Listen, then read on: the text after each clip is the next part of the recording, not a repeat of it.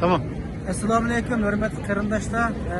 Bugun Mirkamil Qashqari qarindishimiz Turkiyadan Gollandiyaga 3 kun bo'ldi, hafta bo'ldi. Har qaysi Turk tashkilotlarga masjidlarga bo'lib, ularning navbatdagi ahvolini, amalchilar sharhchilarimiz anlatib keldi. Bugun vaqt chiqarib Amsterdamga kelib, meni yo'qlab kelibdi. Men xush bo'ldim, sevindim. Shundaqla Turkiyalik xalqlarga salom aytibdi. Hammamizdan Alloh rozi bo'lsin. Çok rahmet. Atatürk kelganimizga biz rahmet etimiz 2 yıl yazıp toplumaya gayret buluvattılar. Yalgızlıklarına bakmayın. Bu bir yenilik oldu Uygurluğun üstünde. Elektriği var, faaliyeti. Aykırılık güzel oldu ya.